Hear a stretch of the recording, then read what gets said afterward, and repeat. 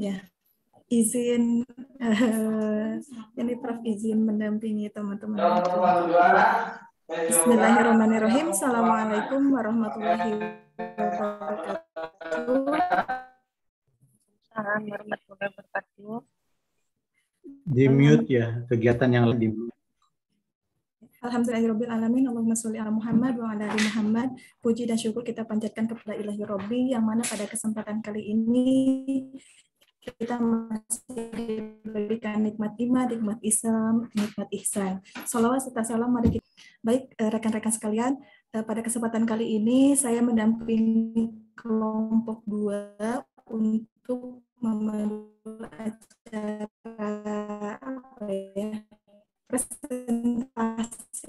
presentasi teori kepribadian lanjutan. Apakah kegiatan lebih baik jika bahasa ada pemateri kelompok Teh Oci dan Teh Rizky, dipersilahkan. Terima kasih Teh Rini. Suara saya jelas atau enggak ya? Halo? Halo? Sedikit putus-putus Teh. Iya ini Sedikit sinyalnya putus-putus Teh. Sinyalnya kurang bagus di sini ya. Sekarang udah bagus Teh. Udah bagus Teh? Udah. Baik, terima kasih. Teh ada nggak Teh suaranya? Bentar mohon. Halo Teh Rini.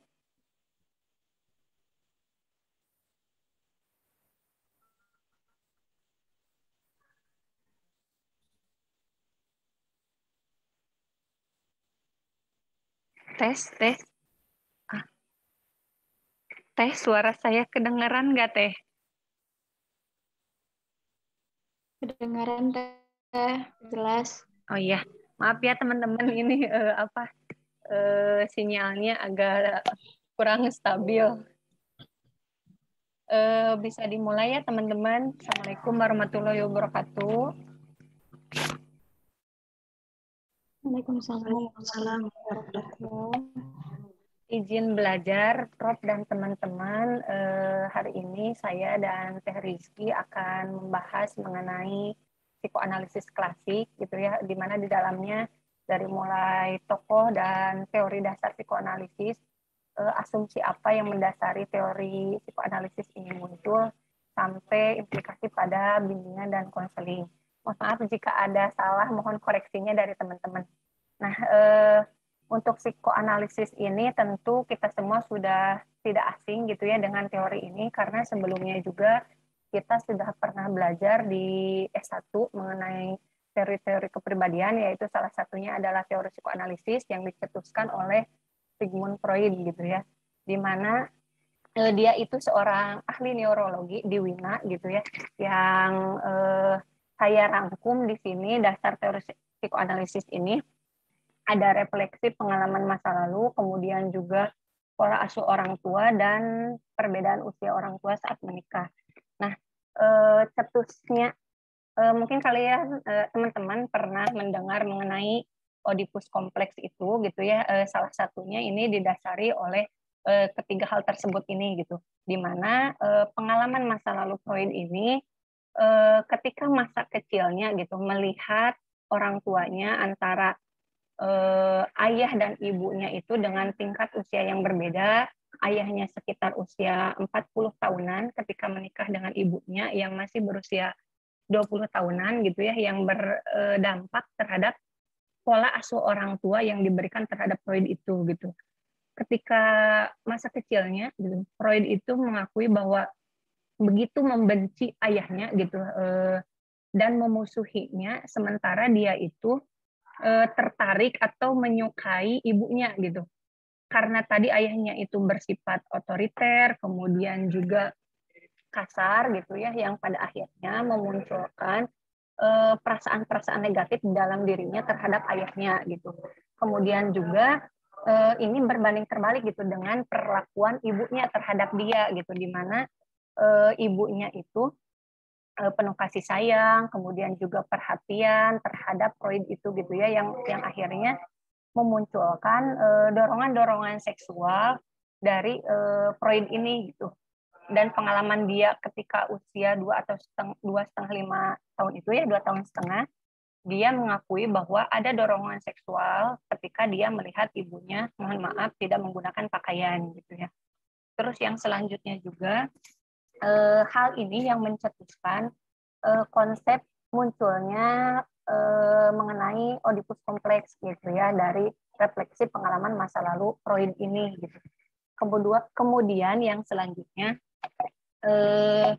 dia juga yang seperti mungkin teman-teman pernah membaca juga gitu, dia melakukan penelitian terhadap 400 belut gitu ya, untuk membuktikan bahwa belut tersebut memiliki tes gitu ya, tetapi dia itu tidak berhenti sampai di situ gitu, karena penelitiannya itu mengenai belut jantan itu belum terkenal gitu ya, belum menjadikan dia seorang yang terkenal. Nah, akhirnya dia mengalihkan perhatiannya kepada meneliti manusia gitu ya, meneliti manusia. Nah, kemudian juga dalam prosesnya ini dia sering membantu orang-orang yang mengalami gangguan mental seperti nervous gitu ya, diantaranya kecemasan, terus juga pikiran-pikiran yang tidak irasional gitu, dan obsesi gitu ya.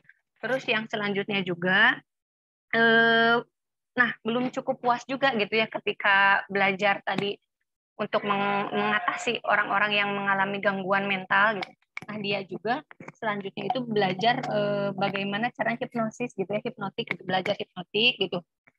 Karena tadi tidak puas hanya di situ saja gitu, dia belajar hipnotik, tetapi dia juga gitu mengembangkan metode baru yang dinamakan talking cure gitu ya, dimana menurut dia gitu metode ini bisa mengungkapkan gejala-gejala neurotik yang muncul itu, contohnya seperti histeria itu gitu ya, itu disebabkan oleh konflik-konflik seksual yang dialami si orang tersebut gitu. Jadi faktor penyebabnya kenapa orang itu neurotik menurut Freud itu ya di histeria, mohon maaf. Nah, itu didorong atas seksualnya gitu ya, seksualitas seseorang gitu. Nah, itu. Terus yang selanjutnya makanya dari hal-hal tersebut ini mencetuskan treatment gitu ya yang dinamakan psikoanalisis tersebut gitu. Nah, itu. Next.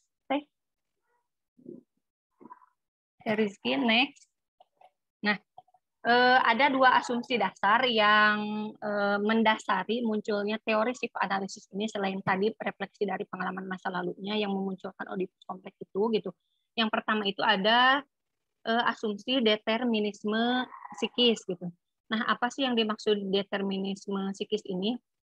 Artinya segala sesuatu yang dilakukan itu atau dipikirkan oleh individu itu mempunyai arti dan maksud itu alami gitu. Segala sesuatu yang muncul dalam dirinya itu ketika saya melakukan A misalkan itu tuh menurut teori ini alami ada di dalam dirinya. Misalkan kita lupa akan nama seseorang. Nah, menurut asumsi ini gitu, kita lupa akan seseorang itu merupakan sesuatu yang alamiah yang ada di diri kita gitu. Nah, itu salah satu asumsi yang mendasari teori psikoanalisis ini gitu. Terus yang kedua itu ada asumsi motivasi tak sadar. Nah, untuk asumsi yang kedua ini, menurut asumsi ini gitu, jadi sebagian besar tingkah laku ini ditentukan oleh motivasi yang nggak sadar gitu, nggak disadari oleh dirinya, misalkan perbuatan atau berpikir dan merasa. Kalau tadi itu determinisme psikis itu secara alamiah ada di dalam diri kita gitu ya. Kalau untuk yang motivasi tak sadar itu ketika kita melakukan sesuatu itu tidak dilandasi atas ketidaksadaran gitu. Next teh. Halo. Ini suara saya masih ada nggak? Ada. Oh iya, tenggelam maaf putus-putus. Ini ya. sinyalnya kurang bagus. Iya, ada. Rizky. Iya. Rizky, next. Oke, tes silakan.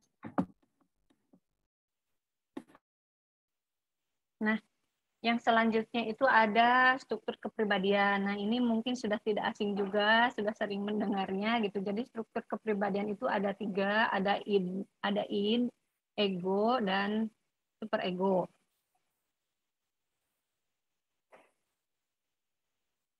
Nah, untuk id ini gitu ya. Nah, yang pertama itu ada id.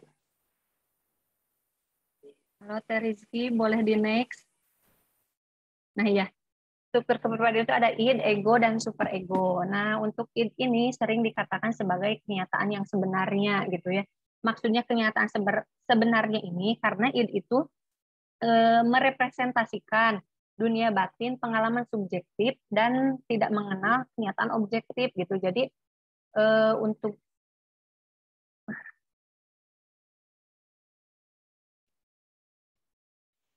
maaf teman-teman.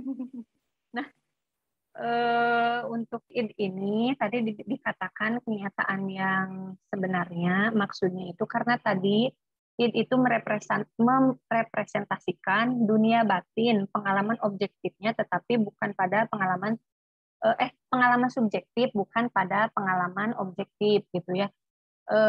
Id juga berprinsip pada kenikmatan atau sesuatu yang menyenangkan gitu ya. Terus juga id ini bisa dikatakan rahim, tempat di mana ego dan superego ini berkembang. Tadi berprinsip pada kesenangan, sesuatu yang menyenangkan, sesuatu yang kenikmatan gitu ya. Nah, itu berkembangnya adanya di dalam id gitu. Seperti misalkan insting kita atau dorongan kita ketika kita ingin makan, kita ingin minum, tidur gitu ya. Nah, hal tersebut itu adanya itu di dalam id gitu. Nah, tentu prinsip kesenangan itu merujuk kepada kepuasan segera gitu. Seperti ketika kita itu ingin makan gitu ya, dorongan untuk ingin makan. Nah, hal tersebut itu ingin segera dipuaskan gitu ya. Nah, itu id yang ada di dalam diri kita gitu. Terus yang selanjutnya juga id ini gitu ya ditempuh dengan 2 cara, ada dengan refleks dan yang kedua itu proses primer. Kalau refleks itu seperti kita berkedip gitu ya. Nah, itu kemudian juga kalau untuk proses primer itu seperti halnya sebentar. Untuk yang proses primer itu reaksi-reaksi gitu dari psikologis itu gitu. Misalkan ketika tadi id itu ingin makan, nah si proses primernya itu menghayalkan kira-kira makanan apa nih yang ingin saya makan gitu ya. Nah, itu seperti itu gitu.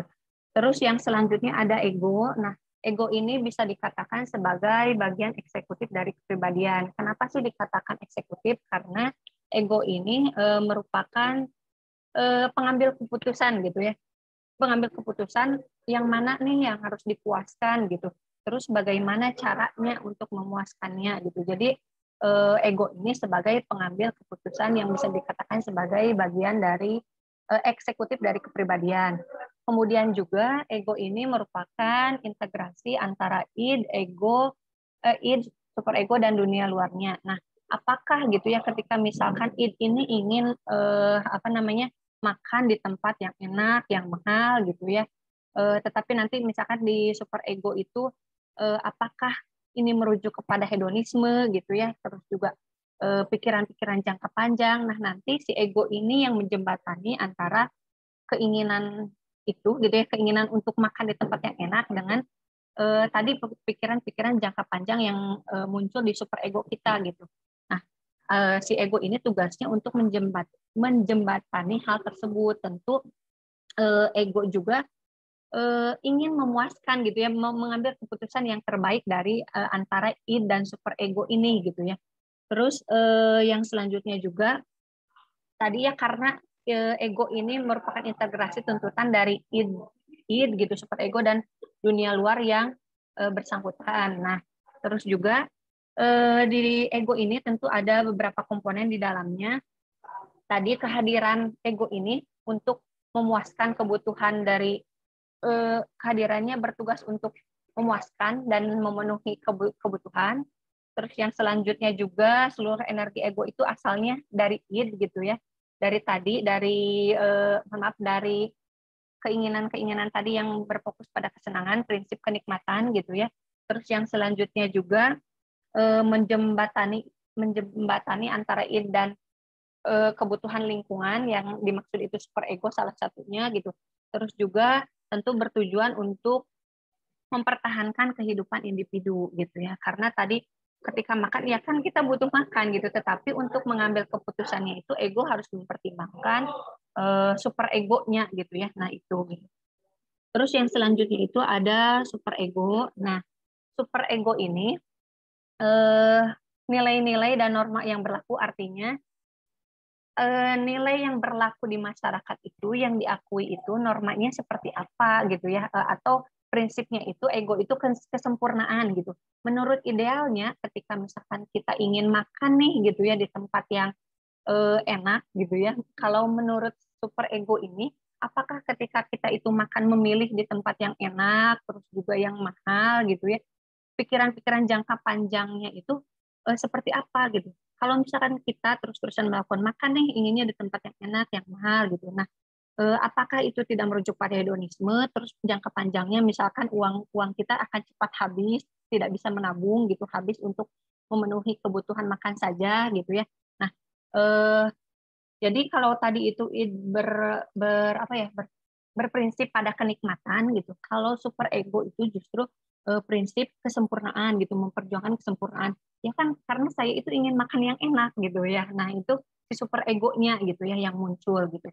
Nah, terus juga nilai dan norma, apakah sesuatu ini benar atau salah. Nah, super ego yang bekerja gitu ya. Terus yang selanjutnya juga super ego ini mulai berkembang di usia 3 atau 5 tahun gitu, di mana biasanya anak kecil itu mulai memperoleh hadiah dari orang tuanya, kemudian juga dan menghindari hukuman gitu. Nah, ketika kecil itu kan mungkin ketika anak berprestasi, nah dia sudah mulai mengenal pemberian hadiah dari orang tuanya gitu. Sementara ketika dia melakukan kesalahan itu, dia menghindari kesalahan untuk tidak dihukum gitu ya. Nah, itu seperti misalkan ketika mungkin dalam prestasi belajarnya gitu, bagaimana caranya dia tidak dihukum, berarti dia memiliki prestasi yang bagus untuk diberikan kepada orang tuanya, misalkan gitu ya, bisa seperti itu. Terus untuk apa sih peranan super ego ini gitu ya? Tentunya yang pertama itu untuk merintangi impuls id, mohon maaf gitu ya. Terus juga khususnya gitu ya dorongan-dorongan seksual atau agresif gitu. Nah, itu gitu ya. Terus yang selanjutnya, yang kedua itu adalah mendorong komponen ego atau untuk menggantikan tujuan realistik dan tujuan moralitas tadi, supaya misalkan tadi kalau kenikmatan, nah tapi idealnya itu seperti apa sih menurut super ego gitu ya. Terus yang selanjutnya juga tentunya peran dan fungsi ego itu untuk mengejar kesempurnaan gitu ya. Kurang lebihnya bisa dilihat di layar ini perbedaan antara id, ego, dan super ego gitu ya. Kalau id itu sistemnya asli gitu ya, sesuatu yang asli gitu, yang sifatnya subjektif, dia tidak mengenal dunia objektif gitu ya. Pokoknya saya inginnya makan yang enak gitu ya. Nah itu gitu. Terus juga di dalamnya tentunya terdiri dari insting-insting gitu ya. Terus digunakan untuk tadi 3 sistem kepribadiannya itu gitu. Terus itu tidak rasional karena berpikir hanya kenikmatan gitu ya, prinsipnya itu hanya kenikmatan, tapi juga ini untuk mereduksi kecemasan-kecemasan gitu ya. Makanya ketika misalkan saya ini cemas gitu ya, ya saya ingin makan yang enak-enak gitu, atau misalkan ketika saya itu pusing nih, ingin makan makanan yang pedas misalnya gitu ya. Nah, terus tetapi misalkan menurut super ego gitu, makanan yang pedas itu ketika terlalu berlebihan misalkan bisa mengakibatkan sakit perut, akhirnya tidak bisa beraktivitas gitu ya. Nah, yang pada akhirnya ego itu memutuskan gitu, yang mana keputusan yang harus saya ambil untuk menyeimbangkan antara id dan super ego itu gitu. Nah, itu ya. Next deh. Nah, ada dari ketiga komponen tadi ya, dari id, ego, dan superego itu gitu ya, tentu itu suatu sistem kepribadian yang bekerja satu tim gitu yang ada gitu ya di dalam diri manusia gitu. Nah, Freud ini membandingkan gitu struktur kepribadian ini atau lapisan kesadaran ini dengan gunung es gitu ya. Nah, di antaranya ada tiga, ada kesadaran atau conscious gitu ya, ada ambang sadar, preconscious, dan ketidaksadaran atau unconscious gitu ya. Nah, di kesadaran ini lapisan jiwa manusia itu berada pada tingkat full gitu atau penuh gitu, dia secara sadar menyadari gitu ya siapa sih dirinya misalkan gitu ya, terus juga sedang apa sih saya, kemudian juga apa yang terjadi di lingkungan saya gitu. Nah, kita sadar penuh akan itu gitu. Nah, kalau diibaratkan tadi di gunung es itu gitu, lapisan kesadaran yang pertama ini, yang kesadaran dia itu merupakan permukaan dasarnya gitu dari apa tingkat kesadaran itu gitu ya, permukaan dasarnya tadi seperti saya itu sadar betul siapa saya, terus saya sedang mengerjakan apa, kemudian juga apa sih yang sedang terjadi di lingkungan saya gitu. Nah, terus yang selanjutnya itu ada ambang kesadaran. Nah, kalau ambang kesadaran ini lapisan mental manusia di bawah kesadaran sebagai tempat penampungan dan ingatan-ingatan yang tidak dapat diungkap secara cepat. Namun dengan usaha tertentu sesuatu itu dapat diingat kembali. Misalnya ketika guru menanyakan pertemuan minggu lalu gitu, misalkan mengenai materi matematika atau misalkan bahasa Indonesia. Nah, ketika ditanya langsung oleh si guru tersebut gitu ya, di ambang kesadaran ini kita lupa gitu akan materi yang sudah diajarkan pertemuan minggu lalu gitu. Tetapi ketika kita konsentrasi mengingatnya gitu, kita akan bisa mengingatnya lagi. Nah, ini ada pada lapisan ambang kesadaran gitu. Jadi di ambang kesadaran ini tadi lapisannya itu ada di bawah kesadaran gitu. Lupa ingat misalnya gitu ya, ketika tadi ya contohnya ketika ditanya misalnya lupa lagi nih gitu ya tentang pelajaran tertentu, tetapi ketika kita mencoba mengingatnya gitu ya dengan konsentrasi, dengan perhatian yang penuh gitu ya, kita akan mudah mengingatnya kembali gitu. Nah, itu untuk ambang kesadaran. Terus yang selanjutnya itu ada ketidaksadaran, lapisan terbesar dari kehidupan mental manusia yang konteksnya berada pada alam bawah sadar kita. Nah, tentunya area ini merupakan gudang dari insting atau pengalaman-pengalaman yang tidak menyenangkan gitu yang pernah kita alami gitu ya. Nah, itu untuk yang ketidaksadaran gitu. Mungkin saja dari ketidaksadaran ini karena tadi memiliki pengalaman yang tidak menyenangkan dan akhirnya terus-terusan di-repress gitu ya. Itu akan memunculkan perilaku juga yang maladaptif tentunya gitu ya. Nah, itu mungkin kita tidak sadar gitu berperilaku yang kurang bagus karena tadi adanya penekanan-penekanan dalam diri kita terkait dengan pengalaman masa lalu yang mungkin tidak menyenangkan yang pernah kita rasakan. Next, Teh.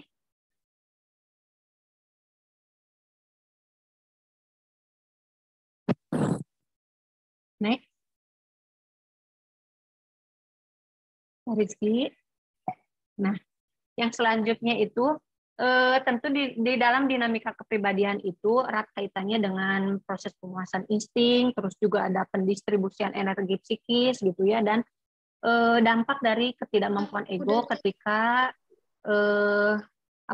tidak mampu mereduksi ketegangan gitu ya. Nah, yang pertama itu tentu ada insting. Nah, insting itu keinginan untuk memenuhi kebutuhan fisiologis. Nah, hasrat yang bertujuan tentunya untuk mereduksi ketegangan gitu ya, dalam kenyataannya tentu untuk merefleksikan sumber kepuasan badaniah gitu atau kebutuhan-kebutuhan. Nah, insting juga di dalamnya itu ada dua, ada insting kehidupan dan insting kematian. Nah, untuk yang insting hidup ini tentunya fungsinya itu gitu ya. Rizky bisa di next.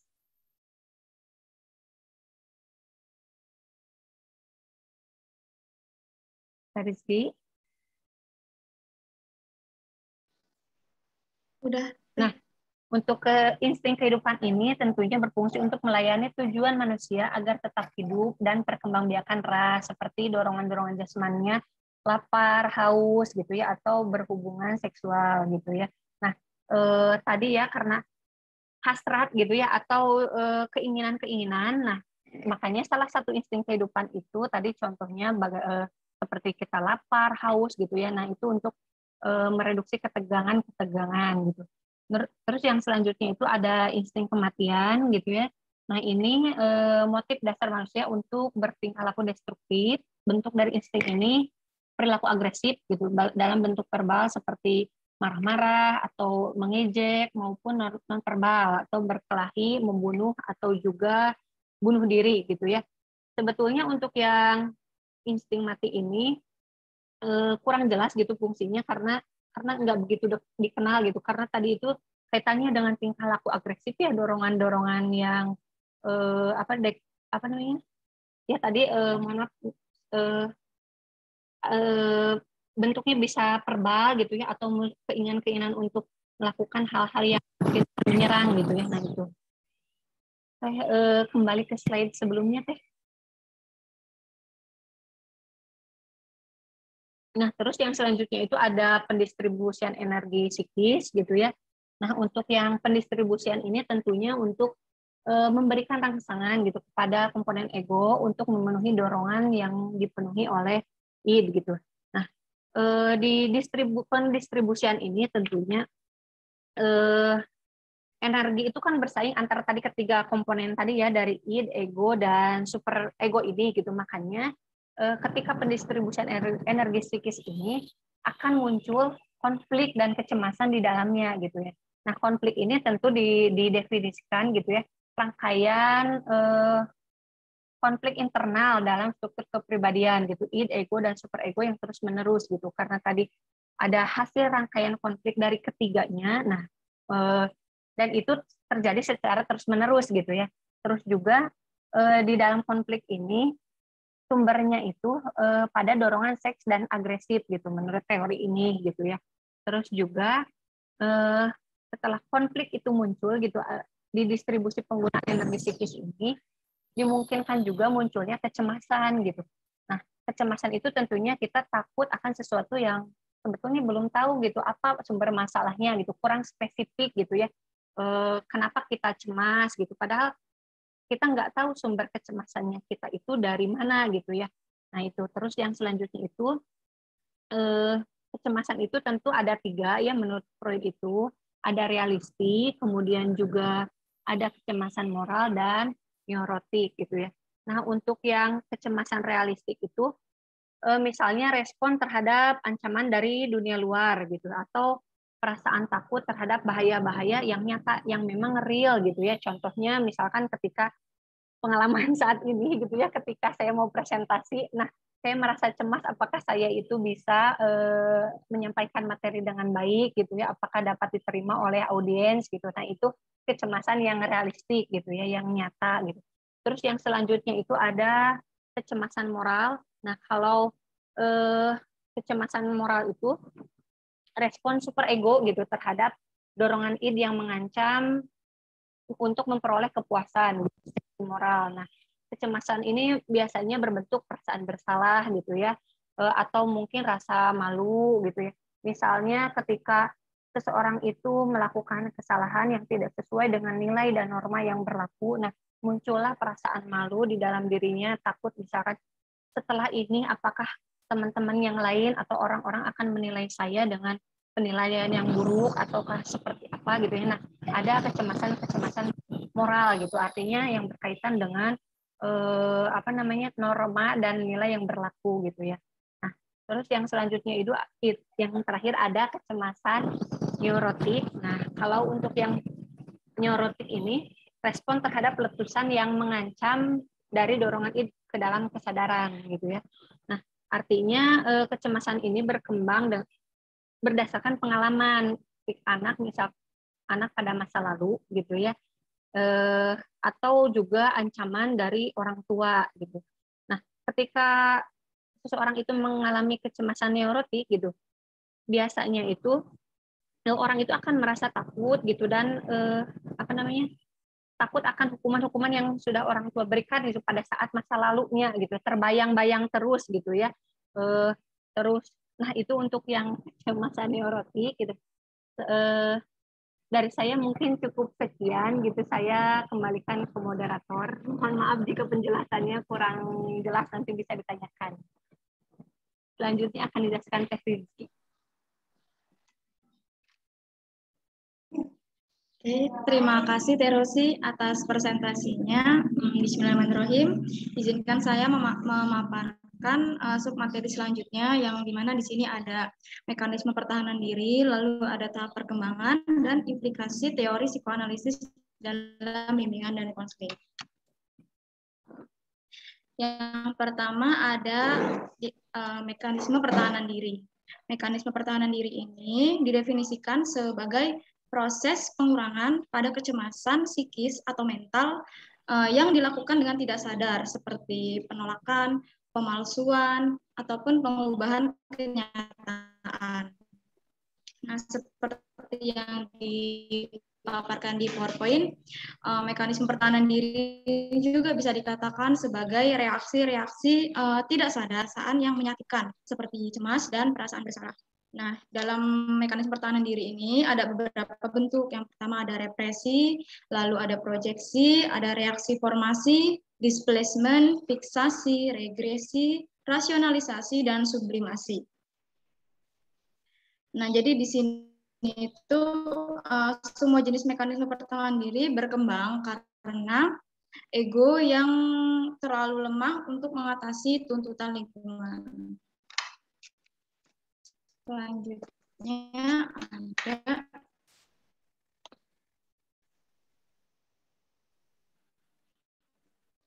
mekanisme pertahanan diri yang pertama itu ada represi. Ini merupakan proses penekanan dorongan yang muncul dengan hal-hal yang jadi di sini represi ini seperti memindahkan suatu ingatan dengan cara disengaja dari alam sadar ke alam yang sadar. Jadi ingatan yang dilupakan atau menyakitkan. Nah, represi ini merupakan mekanisme diri kepada orang lain. Jadi di sini mengubah kecemasan neurotik dengan cara memindahkan impuls yang berada dari dalam menjadi objek yang berada di luar, sehingga seolah-olah ancaman tersebut itu terproyeksi dari objek eksternal kepada diri orang yang bersangkutan. Jadi contohnya seperti impuls yang muncul itu adalah saya mencintai dia, tetapi kondisi ini bisa menimbulkan perasaan malu kalau ditolak. Jadi diubahlah menjadi dia mencintai saya, sehingga dia yang akan malu. Oke, selanjutnya ada reaksi formasi. Jadi di sini adalah penggantian dorongan atau perasaan yang menimbulkan kecemasan dengan lawan atau kebalikannya. Di sini mekanisme ini tujuannya adalah untuk menyembunyikan pikiran dan perasaan yang menimbulkan kecemasan. Mekanisme ini biasanya ditandai dengan sikap atau perilaku yang berlebihan atau kompulsif. Contohnya, ketika ada orang yang merasa terancam dengan dorongan seksualnya yang terus-menerus muncul, dia bisa menggantinya dengan menjadi seorang penentang utama pornografi. Dan biasanya reaksi formasi ini dilakukan orang dalam ketidaksadarannya. Selanjutnya ada displacement. Displacement itu pemindahan objek. Jadi pengalihan perhatian dari satu objek ke objek yang lain yang seharusnya memuaskan impuls. Biasanya objek ini bisa memuaskan impuls dia, akan tetapi tidak bisa lagi menggantinya dengan objek yang lain. Contohnya, ketika ada anak dimarahi orang tuanya, akan tetapi dia tidak bisa membalas marah ke orang tuanya. Akhirnya dia mengubah objek kemarahannya itu ke saudaranya atau ke adiknya. Selanjutnya ada fiksasi. Fiksasi ini nih di mana orang mengalami pemberhentian atau kemacetan atau kemandekan dalam perkembangannya karena ingin menghindari situasi baru di tahap perkembangan selanjutnya yang dirasa berbahaya atau bisa menyebabkan frustasi. Lalu ada regresi. Regresi ini seperti, kalau tadi kan fiksasi itu dia mandek, kalau regresi ini dia seperti kemunduran atau kembalinya seseorang kepada tahap perkembangan yang sebelumnya. Hal ini karena pada tahap perkembangan yang sebelumnya itu dirasanya lebih nyaman, lebih menyenangkan, dan terbebas dari rasa frustasi atau kecemasan. Selanjutnya ada rasionalisasi. Rasionalisasi ini maksudnya adalah membuat penciptaan atau menciptakan sebuah alasan-alasan yang palsu, yang masuk akal sehingga bisa dibenarkan. Jadi tingkah laku yang tidak bisa diterima ini bisa dibenarkan. Jadi contohnya ada orang yang dipecat dari pekerjaannya, akan tetapi dia merasionalisasikan bahwa pekerjaan ini tidak cocok untuk saya, jadi saya keluar dari pekerjaan ini. Jadi bukan, dia tidak mengaku kalau dia itu dipecat gitu kan. Jadi simpelnya itu rasionalisasi ini seperti berusaha untuk memaafkan atau membenarkan sebuah ancaman yang awalnya menyakitkan dengan cara memberikan penjelasan yang rasional. Selanjutnya ada sublimasi ya. Selanjutnya ada sublimasi. Sublimasi ini adalah pengalihan impuls atau dorongan-dorongan id yang dilakukan dengan menyalurkannya ke dalam bentuk perilaku yang masyarakat. Misalnya orang ini memiliki dorongan seksual yang tinggi nih, dia bisa mengalihkan perilaku erotisnya itu menjadi karya seni yang artistik dan kreatif. Selanjutnya ada identifikasi. Identifikasi ini proses penguatan self-esteem atau memperkuat harga diri dengan membentuk suatu aliansi atau kelompok dengan dunia nyata, dengan orang-orang secara langsung maupun secara dunia maya atau di internet virtual dengan orang lain. Di sini bisa menjadi per individu maupun per kelompok, dan hal ini dilakukan untuk mereduksi ketegangan. Nah, sekian tentang different mechanism. Selanjutnya ada Freud membagi tahap perkembangan menjadi 5 tahap. Jadi di sini ada oral stage, anal stage, phallic stage, dan latency stage dan genital stage. Nah, bagi Freud ini perkembangan manusia itu tuh digambarkan dengan sangat teliti dari proses psikososialnya maupun psikoseksualnya, dari mulai lahir sampai dengan dewasa. Dan setiap manusia itu tuh menurut Freud harus melewati serangkaian tahap perkembangan dalam proses menjadi dewasa. Karena keberhasilan dalam mencapai tahap perkembangan merupakan faktor penting bagi pembentukan sifat-sifat kepribadian yang sifatnya menetap. Jadi Freud percaya karakteristik kepribadian itu dibentuk pada usia 6 tahun pertama. Kepuasan individu dalam menyelesaikan perkembangannya itu sangat penting. Jadi artinya individu itu mampu melakukan penyesuaian dengan baik pada setiap perkembangannya dan mampu melewati masa transisi menuju tahap perkembangan selanjutnya.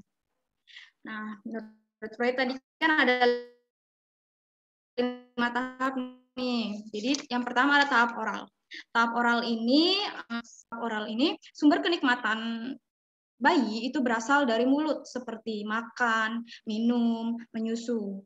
Aktivitas oral ini ada 2. Yang pertama ada menelan dan menggigit. Pada tahap ini anak akan menikmati untuk menyusu pada mulutnya. Selanjutnya ada tahap anal. Pada tahap anal ini dubur menjadi sumber kenikmatan pada masa ini karena libido itu didistribusikan ke daerah sekitar anus. Nah, pada saat ini orang tua harus mengenalkan cara menyelesaikan diri dengan tuntutan lingkungan seperti hidup bersih dan tidak mengompol dan buang air besar pada tempatnya. Nah, di sini itu anak mendapatkan pengalaman kenikmatan pertamanya itu dengan cara seperti menahan untuk buang air besar ataupun lalu selanjutnya ada tahap phallic. Di tahap palik ini atau tahap palis, di sini pusat dari perasaan-perasaan seksual dan agresif dan berkaitan dengan mulainya berfungsinya organ genetik. Nah, pada saat ini anak mulai memperhatikan atau mulai senang untuk memainkan alat kelaminnya sendiri seperti memijit-mijit atau bahkan melakukan masturbasi. Di sini anak mulai berperilaku selfish atau mementingkan diri sendiri atau tidak berorientasi kepada diri sendiri. Dan di tahap ini juga seperti yang katanya teori Freud tadi, munculnya Oedipus kompleks itu di tahap palis. Selanjutnya ada latency stage. Latency stage ini adalah tahap yang sudah mulai tenang. Jadi di mana periode ini dorongan seks agresif itu tertahan. Jadi pada masa ini anak mulai mengembangkan kemampuan untuk bersublimasi. Dan pada masa ini juga mereka tidak punya perhatian khusus untuk lawan jenisnya. Jadi di sini akan lawan yang sama jenis kelaminnya. Jadi seperti ada hanya anak laki-laki hanya bermain dengan anak laki-laki ataupun anak perempuan dengan anak perempuan lainnya. Selanjutnya ada tahap genital stage. Tahap ini anak mulai masuk ke periode remaja dan ditandai dengan kematangan organ reproduksi yang ditandai dengan seksualitas dan agresifnya menjadi lebih aktif lagi. Dan di sini anak mulai tertarik dengan dunia dan tertarik dengan orang lain. Selanjutnya ada implikasi psikoanalisis pada bimbingan dan konseling. Jadi psikoanalisis ini pada bimbingan dan konseling ini tujuan utamanya adalah untuk membentuk struktur karakter individu dengan membuat yang tidak sadar menjadi sadar pada diri konseli. Metodenya itu fokus utama bimbingan konseling adalah represi yang tidak terselesaikan dengan cara menganalisis masa lalu konseli. Dan di sini ada beberapa metode. Yang pertama ada asosiasi bebas, lalu analisis mimpi, interpretasi, resistensi, dan transferensi. Nah, asosiasi bebas ini, yang pertama asosiasi bebas. Asosiasi bebas ini merupakan teknik utama atau yang pokok. Jadi di sini konseli atau pasien atau klien diminta untuk mengungkapkan apa aja yang ada di dalam pikirannya atau perasaannya secara blak-blakan, secara gamblang tanpa disensor. Nah, teknik ini tidak mudah digunakan karena menghabiskan waktu yang lama. Nah, secara umum atau secara dasar ini teknik ini tujuannya untuk mengungkapkan pengalaman masa lalu dan menghentikan emosi-emosi yang berhubungan dengan pengalaman traumatik pada masa lalu konseli. Di sini, konselor itu harus menjadi pendengar yang baik, serta mendorong klien agar mampu mengungkapkan secara spontan setiap ingatan yang terlintas dalam pikirannya, pengalaman traumatik, mimpi, penolakan, dan pengalihan perasaannya, agar konselor dapat menginterpretasikan secara tepat apa yang dikatakan klien selama asosiasi bebas berlangsung. Konselor harus aktif memperhatikan perasaan, ucapan, mencatat gerak tubuh, nada suara, dan bahasa tubuh konseli secara umum. Lalu selanjutnya ada analisis mimpi. Analisis mimpi ini terkait dengan asosiasi bebas, karena ketika konseli tidur, ego itu menjadi lemah, dan menjadi lemah untuk mengontrol insting atau hal-hal yang tidak disadari, dan akhirnya impuls ide tersebut mendesak untuk memuaskannya. Proses ini digambarkan dengan mimpi. Nah, untuk mengungkapkannya yaitu dengan cara analisis mimpi. Nah, konseli diminta untuk menceritakan isi mimpinya karena bagi Freud, mimpi itu adalah ekspresi simbiolik dari kebutuhan-kebutuhan yang terdesak. Selanjutnya ada interpretasi. Interpretasi ini jadi setelah masalah diketahui dengan jelas oleh konselor, jadi konselor mulai menginterpretasikan masalah konseling dengan ini. Jadi dengan ini konseli bisa menjadi terdorong untuk mengakui ketidaksadarannya dalam hal pikiran, kegiatan, atau keinginannya. Nah, jadi dengan gitu, interpretasi ini merupakan cara untuk memfasilitasi konseli untuk memahami dirinya yang tidak ia sadari. Interpretasi yang tanda untuk melakukan interpretasi yang pertama itu disajikan pada saat gejala yang diinterpretasikan, lalu berhubungan erat dengan hal-hal yang disadari oleh konflik. Yang kedua, interpretasi mulai dari permukaan menuju hal-hal yang dialami oleh situasi emosional klien, dan terakhir menetapkan resistensi atau pertahanan sebelum menginterpretasikan emosi atau konflik. Dalam memberikan interpretasi atau penafsiran, konselor itu harus hati-hati serta harus dapat memilih waktu dan kata-kata yang tepat agar konseli tidak justru malah menutup diri atau mengembangkan pertahanan dirinya karena merasa terancam. Untuk itu, interpretasi hendaknya bersifat hipotetik, bukan menyatakan fakta yang mendekati kesadaran klien. Interpretasi ini dimulai dari yang sifatnya permukaan menuju ke arah yang mempunyai beban emosional yang lebih mendalam, dan dilakukan dengan terlebih dahulu menunjukkan pertahanan diri kalian sebelum hal-hal yang dianggapnya mendasarinya. Terus selanjutnya ada resistensi. Resistensi ini ketika oleh insight itu tidak mudah karena masalah-masalah neurotik atau masalah moral yang dialami konseli itu bisa menimbulkan sikap resisten atau penolakan. Jadi di sini sikap resisten atau penolakan ini ke proses terapinya. Nah, sikap ini dipicu oleh ketidaksadaran dan pertahanan diri yang merasa terancam. Hal ini terlihat dari banyak cara nih yang dilakukan oleh konseli. Jadi seperti misalnya tidak menepati janji waktu pertemuan selanjutnya, terus menolak interpretasi, dan malah lebih banyak menghabiskan waktu untuk diskusi yang tidak to the point, tidak mengarah.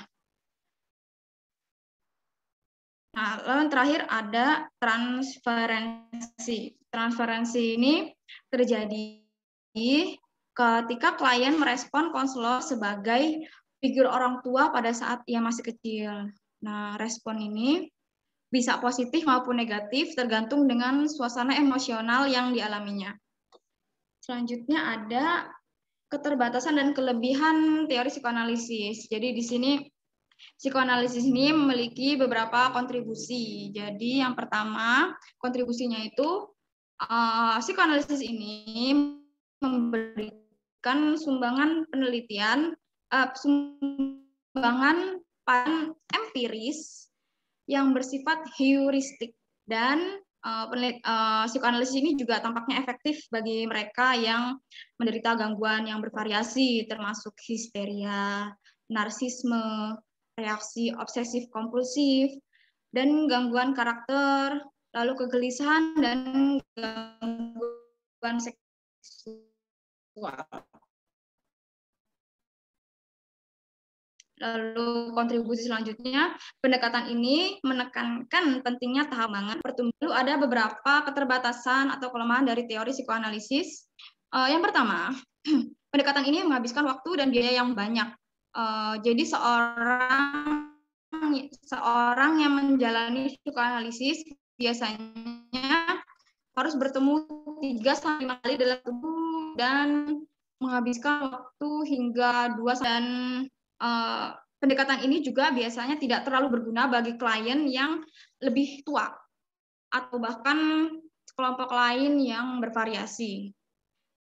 Pendekatan ini juga menuntut kepastian. Jadi contohnya kayak Freud menyebutkan batasan tertentu di mana wanita itu disebut sebagai hasil dari perbedaan jenis kelamin. Pembedaan jenis kelamin yaitu menjadi perempuan. Nah, pembedaan ini tidak terlalu berguna dalam kebutuhan seorang individu dan untuk mencari konseling yang profesional, tidak ingin dibeda-bedakan. Jadi model psikoanalisis ini telah diasosiasikan dengan orang-orang yang punya masalah besar atau butuh untuk mengeksplorasi alam ketidaksadarannya. Baiklah, sekian pemaparan dari saya. Kurang dan lebihnya saya mohon maaf, dikembalikan ke moderator Teh Rini. Oke, Teh Rizky dan Teh Oci, terima kasih atas pemaparannya hari ini. Selanjutnya pada sesi diskusi, dipersilakan untuk teman-teman yang ingin bertanya kepada Teh Rizky dan Teh Oci terkait psikoanalisis. Oke, ada Teh Dinda, Teh Fani, ada satu lagi? Boleh di... Oh, Teh Rauda dan Kang Farhan ya. Oke, 4. Silakan kepada Teh Dinda terlebih dahulu. Terima kasih, Teh Rini. Izin bertanya terkait materi psikoanalisis ini. Kalau misalkan menurut teori ini katanya bukan kepribadian, tingkah laku seseorang itu dilandasi atau sangat dipengaruhi oleh masa lalunya. Nah, sebetulnya kalau misalnya kita berbicara mengenai hal-hal yang ekstrim, misalnya dia mengalami gangguan mental atau apapun itu diakibatkan oleh masa lalunya, mungkin itu ada terapi khususnya.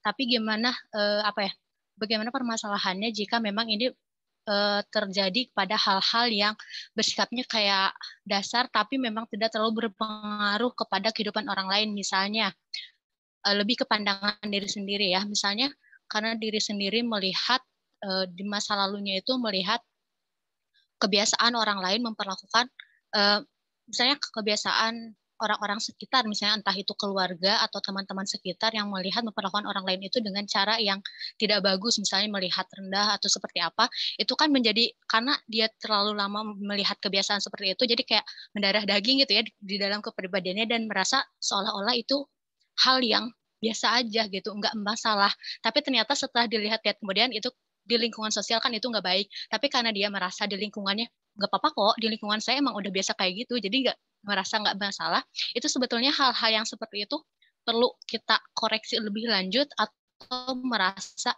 ya udahlah nggak apa-apa karena itu udah menjadi kepribadian saya, seperti itu Teh. Oke, yang saya tangkap pengaruh masa lalu dan lingkungan mempengaruhi kepribadian seseorang di masa depan, seperti itu Teh? Iya, tapi ini lebih ke bersikap dasar, bukan dasar, nggak terlalu ekstrim ya Teh, kayak lebih ke cara pandang kebiasaan sekitar. Terima kasih Teh. Siap. Selanjutnya Teh.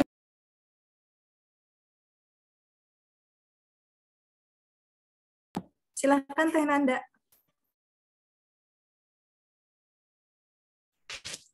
Bismillahirrahmanirrahim. Assalamualaikum warahmatullahi wabarakatuh. Izin bertanya, tadi kan dijelaskan bahwa trauma itu ada di bagian ketidaksadaran. Nah, trauma sendiri kan dibentuk karena peristiwa yang salah satunya ya, peristiwa yang tidak menyenangkan yang berulang-ulang. Nah, bagaimana menyikapi trauma agar tidak mempengaruhi kepribadian sehingga kepribadian tidak menjadi negatif akibat dari trauma yang terjadi secara berulang. Terima kasih. Baik Teh, terima kasih. Jadi bagaimana menyikapi trauma agar tidak mempengaruhi kepribadian seseorang ya? Ya, benar Teh. Oke, siap Teh Fani. Terima kasih Teh Rini. Izin bertanya kepada kelompok 2 ya, kepada Teh Rizky dan Teh Oci. Ini pertanyaannya terkait struktur kepribadian. Kan tadi struktur kepribadian itu ada id, ego dan super ego. Nah, yang ingin saya tanyakan di sini adalah pengambilan keputusan itu maksudnya diperuntukkan kayak misalnya super ego nih, apakah dia yang berfungsi untuk mengambil keputusan atau tidak gitu. Karena kan kata tadi ya yang Teh Oci katakan, ketika kita ingin makan enak, kan pikiran-pikiran makan makanan yang muncul itu ada di id ya. Nah, kemudian si super egonya itu berfungsi. Misalnya saya pengen makan seblak nih, benar tadi ketika itu akan sakit perut, itu menginginkan hal itu, apakah si id juga di sini itu masing-masing berperan dalam pengambilan keputusan atau tidak gitu? Atau ada salah satu yang paling dominan gitu untuk mengambil keputusan? Oke. Ini ya, diulangi lagi pengambilan keputusan. Salah satu struktur yang berfungsi yang lebih dominan itu yang mana untuk dalam pengambilan keputusan gitu ya Teh ya? Oke, siap. Selanjutnya Teh Rauda. Sebelumnya, apakah suara saya terdengar jelas? Jelas Teh. Assalamualaikum warahmatullahi wabarakatuh. Izin bertanya mengenai teori psikoanalisis ini. Seperti yang kita ketahui, pendapat Freud itu mengatakan bahwa kepribadian itu dibentuk berdasarkan dorongan-dorongan seksualnya, ataupun kehidupan manusia itu didominasi oleh kehidupan ataupun dorongan seksualnya. Dan kita ketahui bersama, banyak fenomena-fenomena sekarang yang mengenai LGBT. Dan sekarang sudah berfokus ataupun sudah mulai menghalalkan ataupun menormalkan mengenai LGBT. Nah, yang ingin saya tanyakan adalah apakah pada pandangan teori psikoanalisis oleh Sigmund Freud ini ada mengatakan ataupun ada mempelajari mengenai homoseksual atau LGBT ini, dan seperti apakah itu mental atau apa, dan apakah homoseksual ini bisa diatasi atau diperbaiki dengan menggunakan teori-teori ataupun teknik-teknik yang ada pada bimbingan konseling, seperti contohnya asosiasi bebas dan lain-lainnya. Dan apakah penyebab dari homoseksualitas ini menurut dari teori psikoanalisis ini sendiri? Sekian saja. Terima kasih. Wassalamualaikum warahmatullahi wabarakatuh. Waalaikumsalam warahmatullahi wabarakatuh. Teh Oci dan Teh Rizky tertangkap pertanyaannya ada 3 ya dari Teh Rauda. Tentang LGBT disebut disorientasi seksual atau apakah bisa diobati atau seperti apa. Yang ketiga tuh apa tadi? Sudah ya yang bagaimana pandangan teori psikoanalisis ini mengenai LGBT aja deh. Oke, siap. Terima kasih Teh Rauda. Selanjutnya Kang Farhan, silahkan. Oke, terima kasih Teh Rini.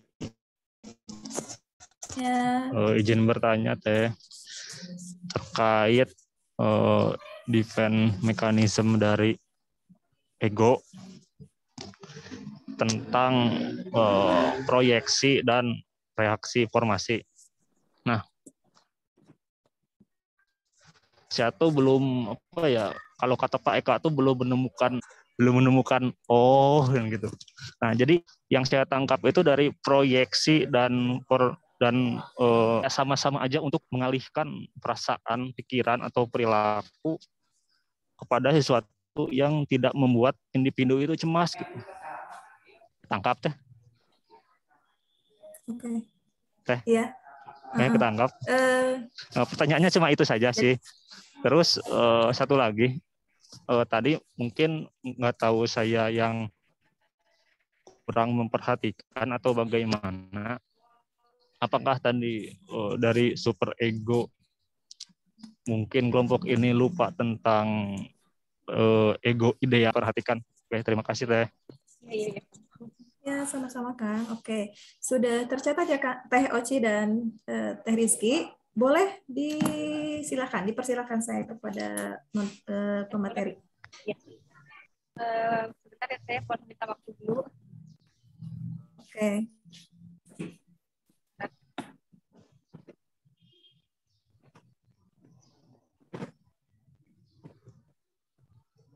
Boleh izin menjawab dulu yang Teh Fani. Boleh, yang Teh Fani dijawab dulu Teh, silakan.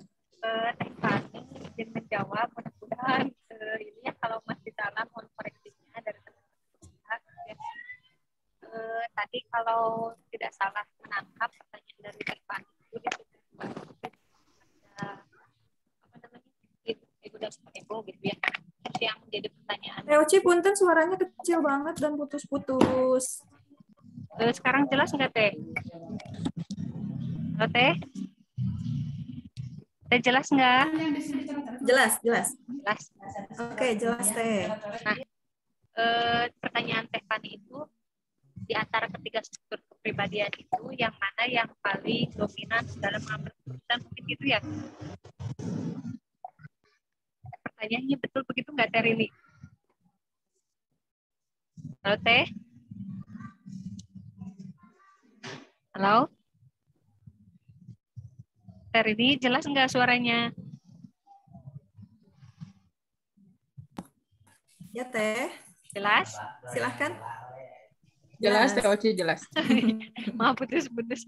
Nah, di pertanyaan Teh Fani itu keputusan yang lebih berfungsi itu dalam pengambil keputusan itu yang mana gitu ya?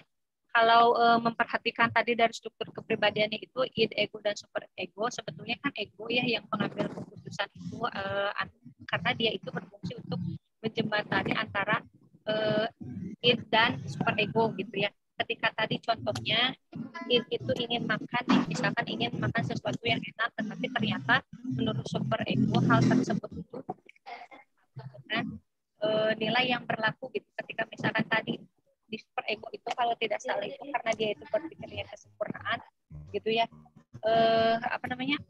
bukan tadi kenikmatan gitu ya. Ketika perilaku itu terus-terusan dimunculkan gitu, misalkan ketika ingin makan enak nih gitu ya, apakah dalam jangka panjangnya itu tidak mengakibatkan hedonisme gitu ya yang muncul dalam diri kita gitu. Terus juga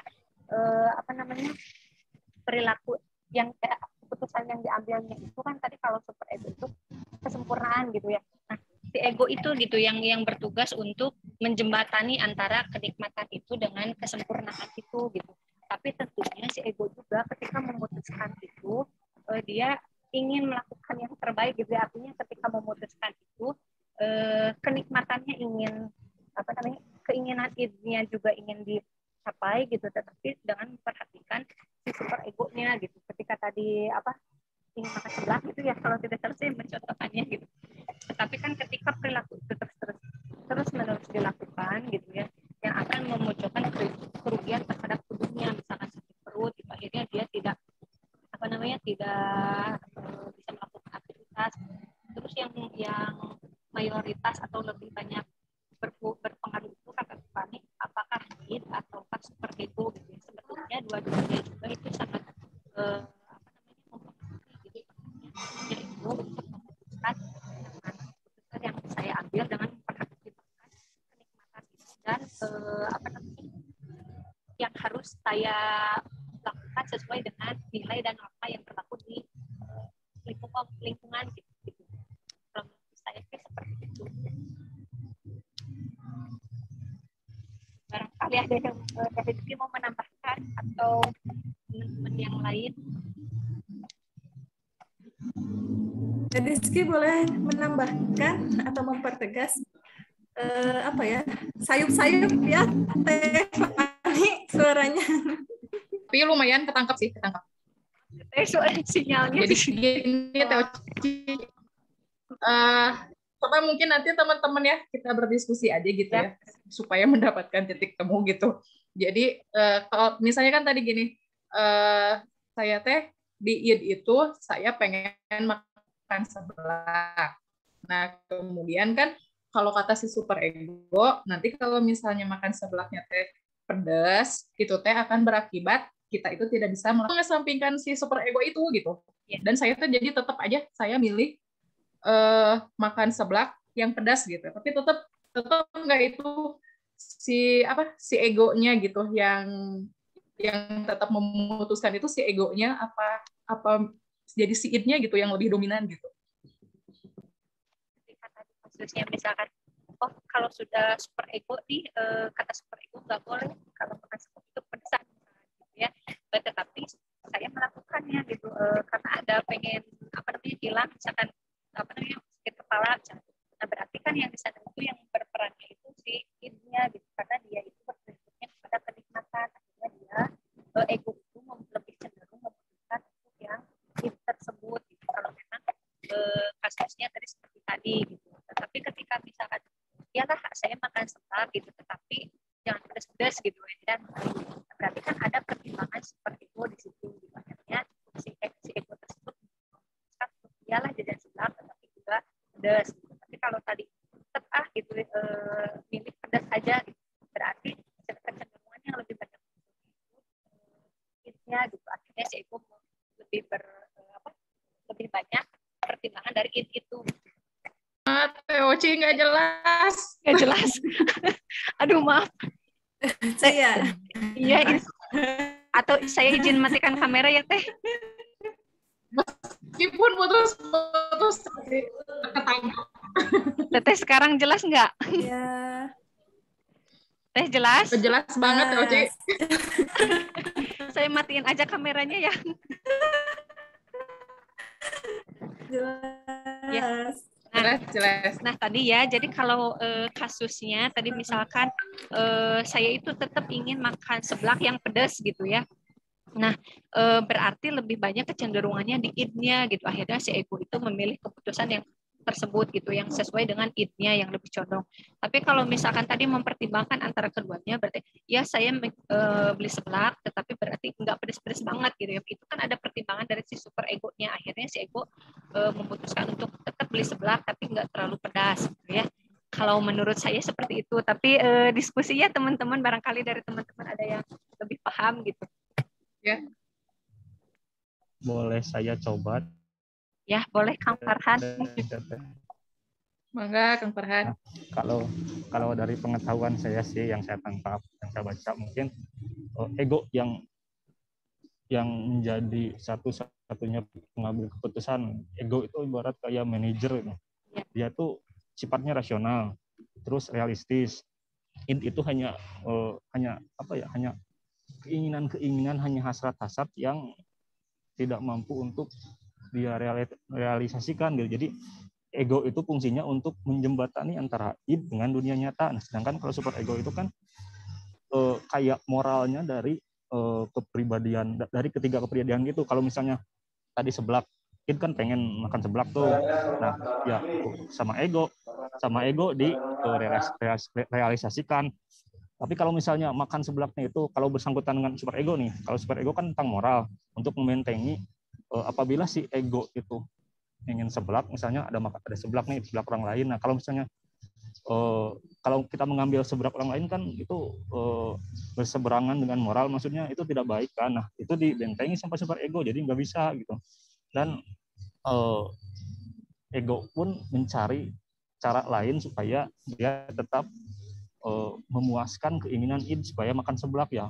Bagaimana caranya? Ya mungkin dengan membeli seblak tanpa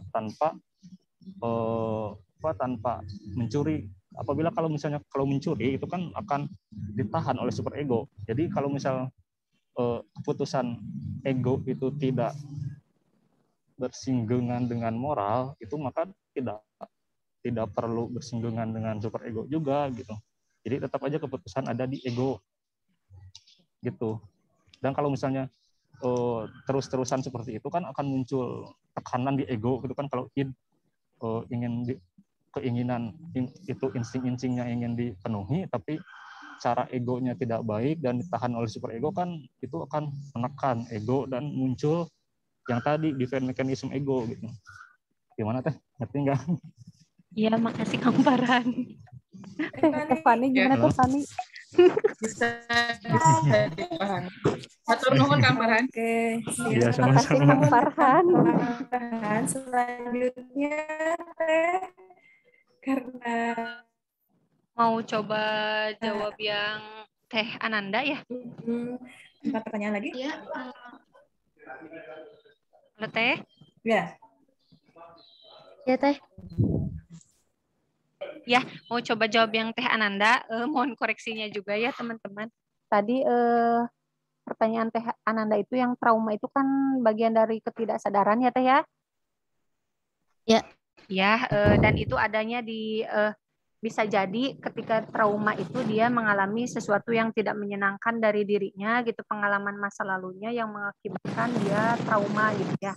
Nah, terus pertanyaannya kalau tidak salah, bagaimana trauma itu tidak mempengaruhi kepribadian, betul nggak deh?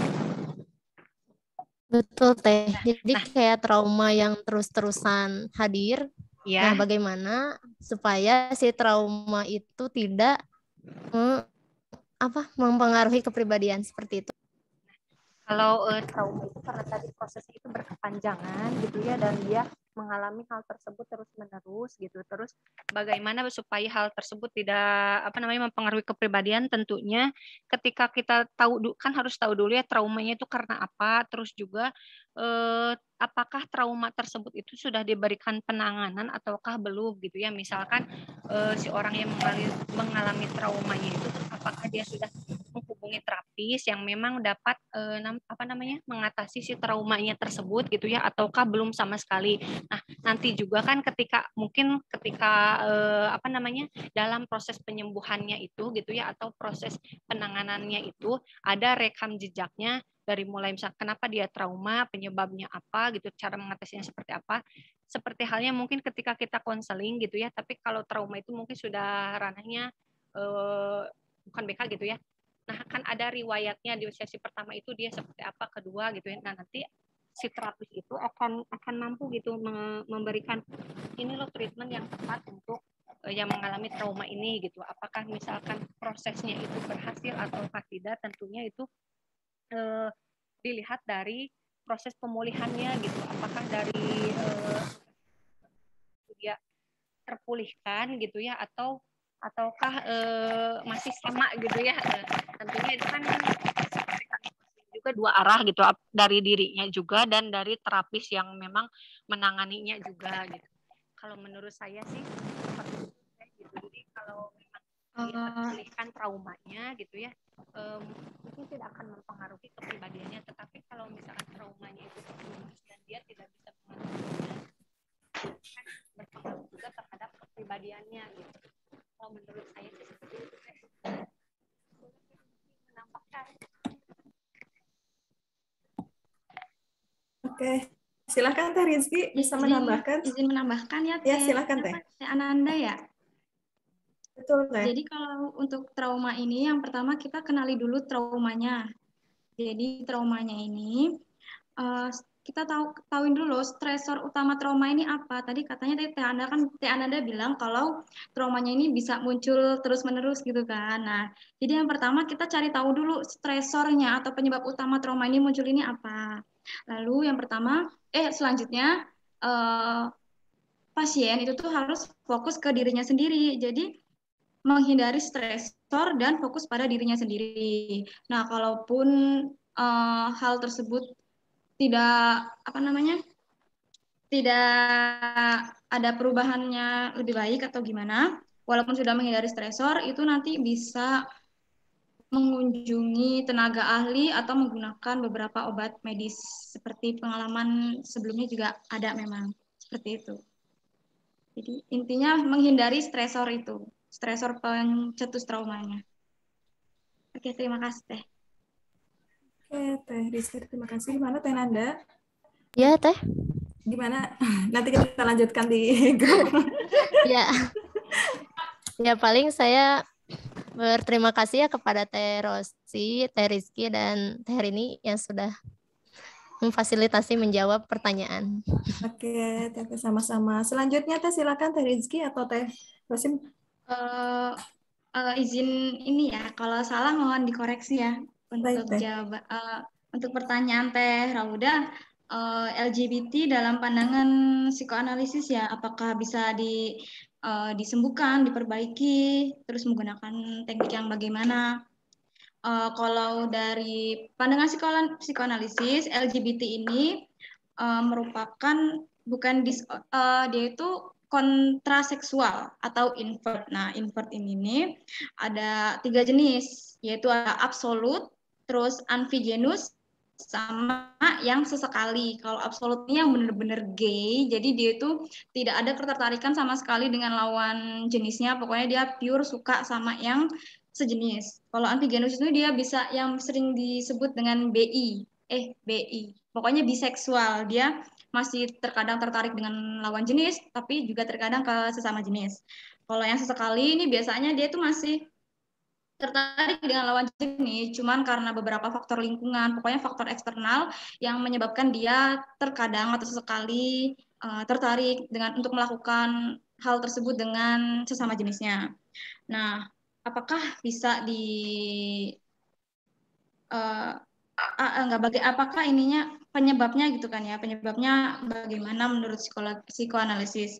Jadi penyebabnya seperti yang saya sebutkan tadi, ada faktor lingkungan atau ada tahap perkembangannya yang tidak terselesaikan.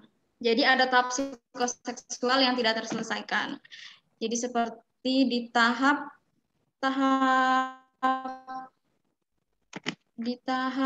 palis di tahap genital tadi itu. Jadi di tahap palis, jadi dia itu kan bukan di tahap palis, di tahap palis ini bisa jadi dia biasanya kan anak ada tuh yang suka memainkan alat kelaminnya gitu kan. Nah, terus bisa jadi di situ dia terkena shock atau apa karena ketahuan atau karena apa. Nah, di situ bisa memunculkan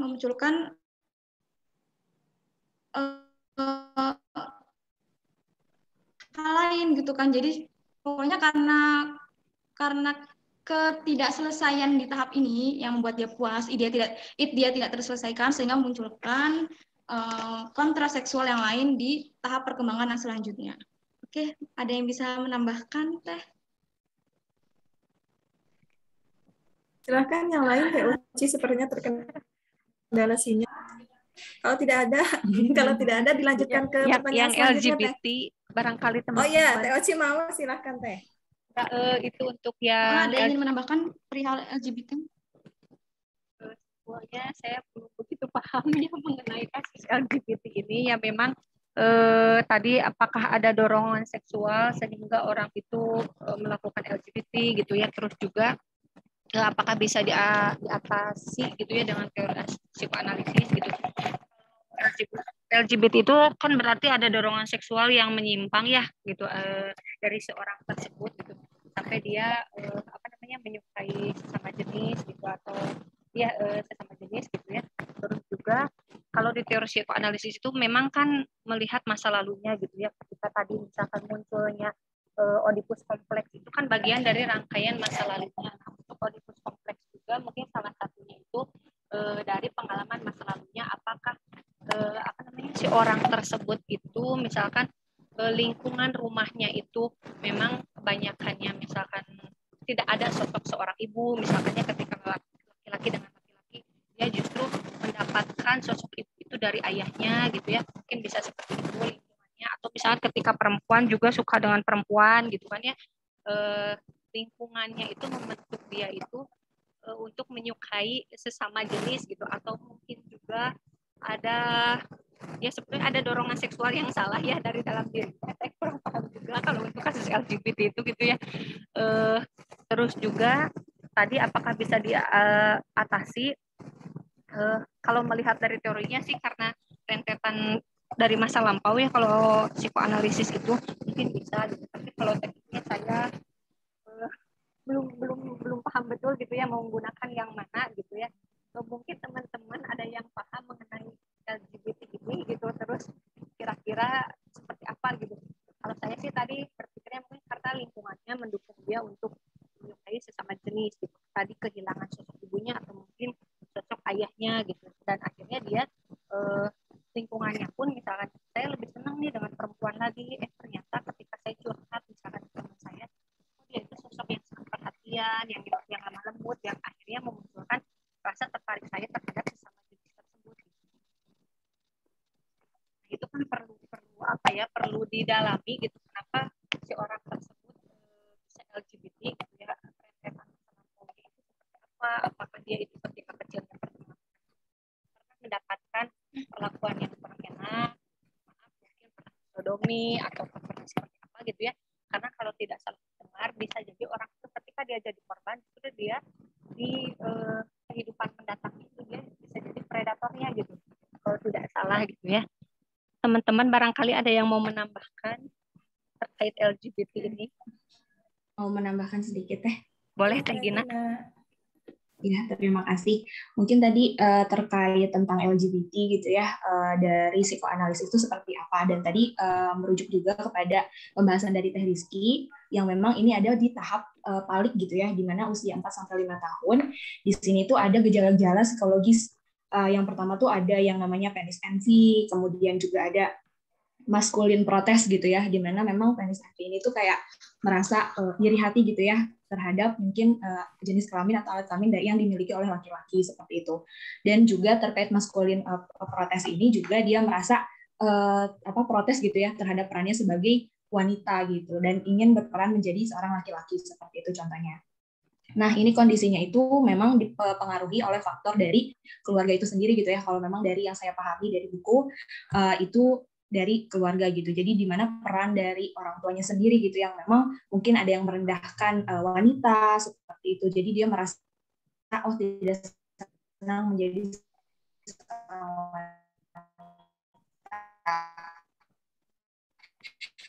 atau bahkan juga mungkin bersikap yang tidak pola asuh, jadi tidak otoriter dan sebagainya. Dan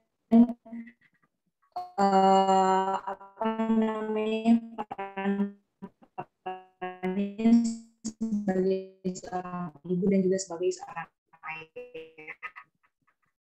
Mungkin itu aja. Terima kasih. Kalau baik, dari jawaban rekan-rekan sekalian, saya rasa cukup. Yang mana dapat saya ambil kesimpulannya yang penyebab dari homoseksual atau LGBT ini yang pertama adalah lingkungannya, seperti keluarga. Lalu ada dorongan masa lalu ataupun trauma masa lalu, dan juga ada salah satu tahap di dalam teori psikoanalisis ini yang mana disebut tahap patik, yang mana itu intinya adalah dia cemburu dengan jenis kelamin yang dimiliki oleh ayahnya ataupun seorang laki-laki begitu. Terima kasih, cukup jelas. Wassalamualaikum warahmatullahi wabarakatuh. Waalaikumsalam warahmatullahi wabarakatuh. Oke, Teh, silahkan, masih ada 2 pertanyaan dari Teh Dinda dan Kang Farhan. Ya, izin menjawab ya untuk pertanyaannya Kang Farhan nih. Belum bisa bedain ya Kang, proyeksi dan reaksi formasi. Iya, jadi kalau reaksi formasi ini nih, dia itu mengganti dorongan atau perasaan yang menimbulkan kecemasan dia itu dengan suatu hal yang kebalikannya. Jadi contohnya kayak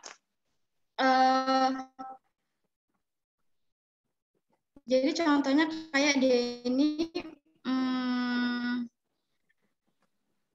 ini pokoknya terjadi reaksi formasi ini terjadi di dirinya sendiri ya. Jadi dia merasa dorongan seksual dia tinggi, yang seperti saya ulangi tadi, dorongan seksual dia tinggi, tapi dia mengubah dorongan seksual dia yang tinggi itu menjadi orang yang maju paling depan untuk menantang pornografi seperti itu. Kalau proyeksi ini nih melemparkan keadaan diri, misalnya kecemasan kita kepada orang lain atau subjek lain. Jadi misalnya seorang siswa ini tidak mau berangkat sekolah. Dia bilang dalam hati dia itu kenyataannya dalam diri dia itu takut untuk bertemu dengan guru A misalnya. Nah, akan tetapi dia mengatakannya bahwa guru A itu jahat sama muridnya seperti itu, padahal tidak benar juga seperti itu. Begitu, Kang. Oh. Intinya dia melemparkan kecemasan dia ke subjek lain, ke orang lain. Oh, jadi kayak gini, untuk proyeksi itu kayak misal A ke B, tapi karena cemas jadi B ke A gitu. Terus kalau reaksi formasi itu kayak dari positif ke negatif menjadi negatif ke positif gitu, Teh. Iya. Kan? Ditangkap Okay. Seperti itu. Terima kasih, Teh. Cukup.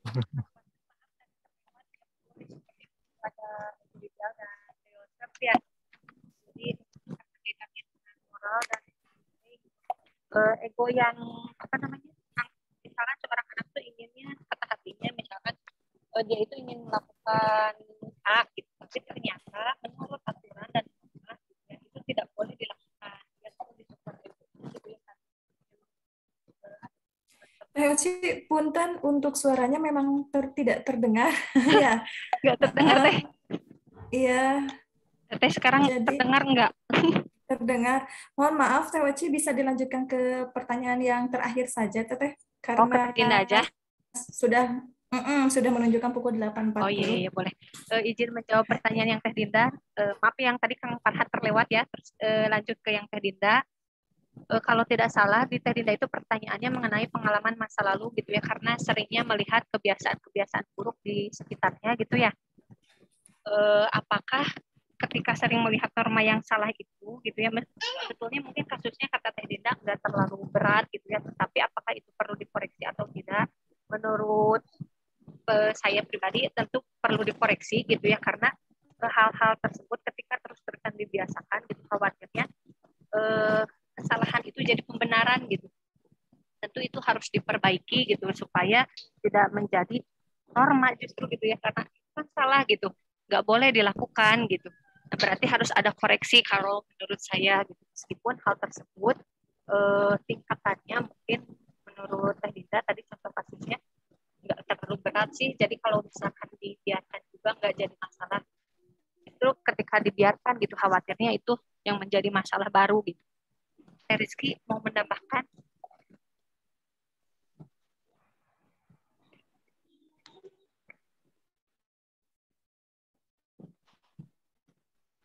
Silakan Teh Rizky. Ya, kalau yang pertanyaan Teh Dinda tadi kan dia bentuk ikutan buruk kan karena efek lingkungan ya kan? Iya bukan Teh. Nah, merendahkan orang. Untuk teori selanjutnya ya behavior, jadi bisa dilakukan dengan cara bimbingan dan konseling dengan pendekatan behavior. Jadi di sini akan ada pembentukan perilaku baru atau mengubah perilaku yang lama menjadi perilaku yang baru lagi atau menjadi perilaku baru yang lebih baik. Seperti itu Teh. Teh Dinda. Terima kasih Teh atas jawabannya. Ini boleh nanggepin dulu atau udah aja atau gimana nih Teh? Mungkin dulu Teteh, nanti dari Prof Jun khawatir ada yang akan disampaikan untuk materi. Oh ya, boleh. Ya, Teh Dinda makasih ya. Oke. Alhamdulillahirrahmanirrahim, untuk sesi presentasi dan diskusi dari kelompok 3 dicukupkan sekian. Mohon maaf bila ada kesalahan. Saya serahkan kepada Prof Jun untuk sesi selanjutnya. Ya, terima kasih. Saya sangat gembira ya, bangga pada teman-teman yang menyajikan materi tentang teori kepribadian dari Sigmund Freud. Sigmund Freud ini tokoh yang sangat-sangat banyak dirujuk oleh para ahli psikologi maupun ahli konseling. Bicara tentang teori kepribadian dari Sigmund Freud, mengapa dikatakan psikoanalisis? Ini kan S2 ya. Kenapa disebut psikoanalisis? Kenapa disebutnya klasik, psikoanalisis klasik? Nanti Anda akan menemukan lagi psikoanalisis kontemporer. Yeah. Coba lihat buku aslinya. Di buku aslinya, di buku ini, Anda di halaman pertama ini,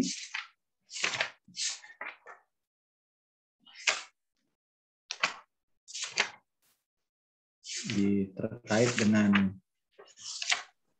belum terjawab itu kenapa disebut classical psychoanalysis Sigmund Freud. Jadi nanti Bapak Ibu ya, adik-adik mahasiswa yang Bapak sayangi ya, yang Bapak kagumi, gunakan buku aslinya. Kan Bapak minta buku aslinya. Ini buku aslinya apa? Linjay, kan? Coba buku aslinya pakai yang buku Linjay, sehingga Anda itu membahas sesuatu yang betul-betul ada rujukan utama. Nah, yang lain sebagai pembanding, ya. Jadi di sini dikatakan classical psychoanalysis Sigmund Freud. Mengapa disebut klasikal? Karena lebih menekankan kepada alam bawah atau alam tidak sadar. Dan perilaku manusia ditentukan oleh libido seksualnya. Ingat, bedakan ya seksual dengan masa genital. Ya. Jadi hidup ini didorong oleh, perilaku ini didorong oleh keinginan kesenangannya. Makanya tahapan perkembangan kesenangan atau tahapan perkembangan kepribadian erat kaitannya dengan objek pemuasannya. Ada tahapan perkembangan kepribadian, ada tahapan oral, ada tahapan falik, ada tahapan genit, ada tahapan berikutnya sampai ke pembentukan kepribadian 0 sampai 5 tahun itu. Jadi sekali lagi gunakan buku Lindsay ya. Gunakan buku Lindsay mulai dari Classical Psychoanalysis Sigmund Freud. Nah, itu disebutkan di sini. Mengapa disebut klasik?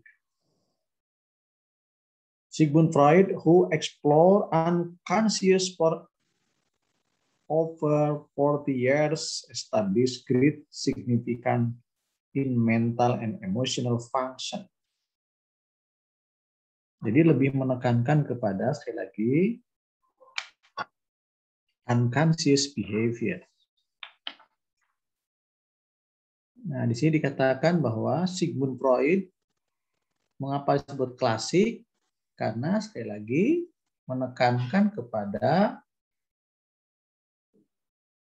perilaku manusia didorong oleh libido seksualnya. Dua kata itu saja, dua kata itu. Yang pertama unconscious behavior, yang kedua libido seksual. Jadi tingkah laku manusia didorong oleh libido seksual.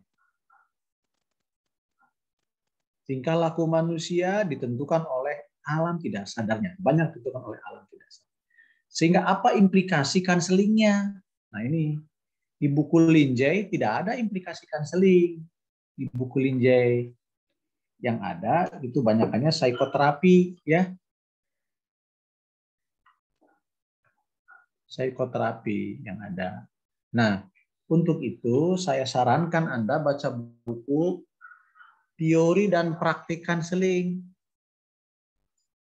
Implikasinya. Sudah punya buku ini?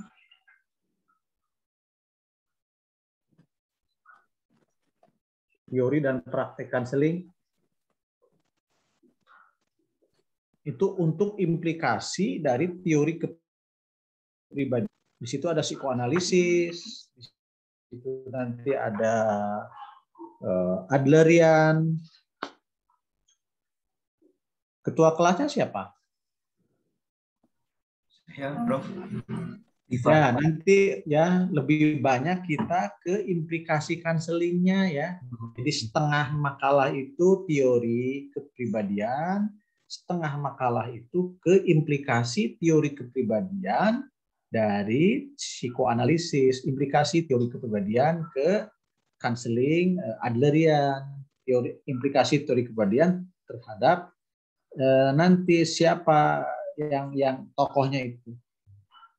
Dan Anda bisa gunakan buku ini, buku Pak Jun ya, Teori dan Praktik Kanseling. Itu komplit sekali, disesuaikan dengan buku Lindsay ini. Ya, buku Lindsay. Nah, saya melihat tadi kanselingnya sedikit gitu ya, padahal kita jurusan bimbingan kanseling kan. Kalau tadi itu seperti Anda menjelaskan mohon maaf di S1, karena Anda lebih banyak ke teori kepribadiannya, padahal ini kan teori kepribadian lanjutan. Betul nggak? Pakai lanjutan ya? Betul nggak? Pakai lanjutan. Nah, lanjutannya itu adalah implikasi kanselingnya itu. Nanti saya kirimlah ya di WA grup bukunya, kemudian siapa yang bisa dihubungi untuk membahas implikasinya. Itu ya. Jadi di sini disebutkan di implikasi kanselingnya itu ada tahapan counseling dengan menggunakan psikoanalisis. Yang pertama, the opening fase. Jadi ada fase pembukaan, di mana konselor dengan konseli saling berdialog. Kemudian itu waktunya 3-6 bulan, itu makanya lama tadi. Nah, kenapa lama? Nah, di sini dijelaskan di buku ini. Kalau Anda mengatakan hanya lama saja, padahal kenapa lama disebutkan, dijelaskan. Ini tindak. Yang kedua, fase the development transparency. Ada fase di mana mengembangkan transparansi. Biasanya Saudara Fani pada saat counseling ada apa ya? Ada katarsis gitu. Ada katarsis. Biasanya konselor itu suka dijadikan objek ketidaksadaran. Benci kepada pacarnya diungkapkanlah pada konselor. Sebaliknya, cinta kepada pacarnya dipantulkan kepada konselor. Karena unconscious behavior. Jadi ngomongnya itu tidak disadari. Oleh sebab itu, counseling mencoba menyadarkan orang itu. Nah, itu di fase ketiga, namanya walking through. Kerjanya di situ, counselor itu menyadarkan kata-kata, pikiran, perasaan, tindakan yang unconscious behavior menjadi conscious behavior. Ini tahap ketiga ini di counseling. Namanya walking through. Nah, pada saat counseling sudah menyadarinya, ya udah selesai, namanya resolution of transparency. Tidak lagi ada katarsis, tidak lagi ada transparansi, tidak lagi ada perilaku-perilaku yang tidak disadari, semuanya disadari. Makanya rekonstruksi kepribadian. Jadi counseling ini merekonstruksi kepribadian. Yang tadinya tidak sadar menjadi sadar, yang tadinya lupa jadi ingat, yang tadinya banyak id-nya menjadi ke ego dan super egonya. Ada balancing, ada keseimbangan. Karena ujung-ujungnya adalah mencari titik temu. Id nggak boleh dimatikan, id. Tapi id-nya dibimbing. Oleh apa? Oleh ego. Tadi Saudara Siti Masrini mengatakan bahwa saya khawatir. Itu sudah menunjukkan adalah unconscious behavior ngomong itu. Tadi yang tampil juga Saudara siapa yang Ros Ayu, cemas katanya. Itu unconscious behavior. Nah, dengan pendekatan sekarang Pak Jun mengatakan begini, itu disadarkan. Oh, tadi Anda mengatakan begitu. Apa yang menyebabkan Anda begitu? Nah, diungkap. Namanya walking through. Sehingga Siti Masrini dan Rosi Rahayu itu tenang. Tidak harus. Tadi kan tidak disadari mengatakan, oh saya cemas. Saya khawatir gitu kan. Saya khawatir Pak Jun akan menyampaikan, kok khawatir kepada Pak Jun? Ada apa? Itu kan unconscious behavior kan? Betul nggak, Siti? Betul, Prof. Kemudian tadi Rosi, mana Rosi muncul, Rosi? Iya Pak, maaf dimatiin kameranya karena sinyalnya Pak. Artinya Anda tadi mengatakan saya cemas. Ya. Itu kan sesuatu kekhawatiran, unconscious behavior sebetulnya yang terucap. Ya. Nah, kebanyakannya tidak terucap. Apa yang tidak terucap? Salah bicara, ya. Salah mengatakan sesuatu, kemudian kurang fokus, bicaranya tidak konsisten. Itu semuanya adalah unconscious behavior. Nah, coba lihat nanti. Baca buku ini ya. Baca buku ini. Nanti saya kirim lewat grup. Baca ya. Artinya ada implikasi sekali lagi dari teori ini. Karena ini bukan S1. Kalau S1 bolehlah mendeskripsikan satu teori, tapi kalau S2 bagaimana mengaplikasikan teori ke dalam suatu tindakan nyata. S3 mengembangkan teori.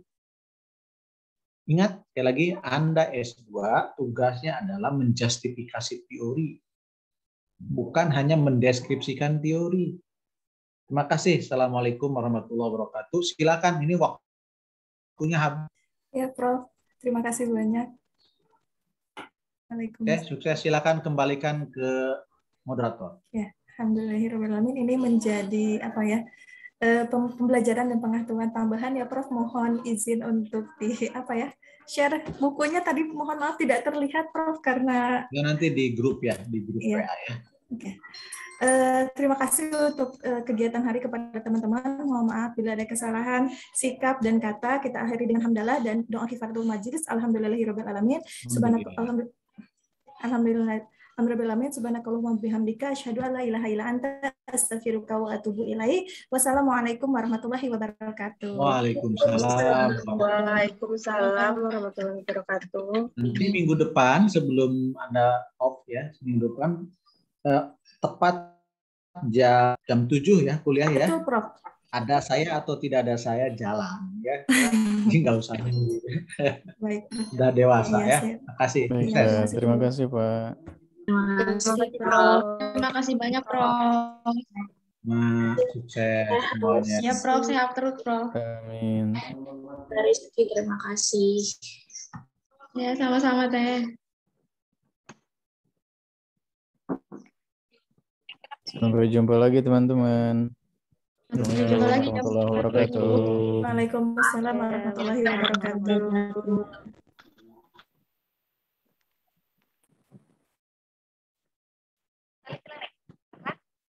Oh, praktek. Ternyata tadi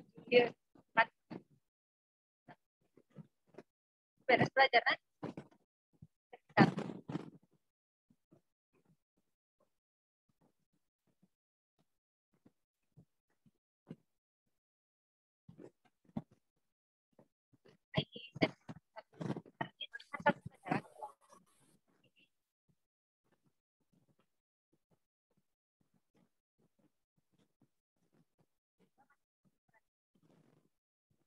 Silakan.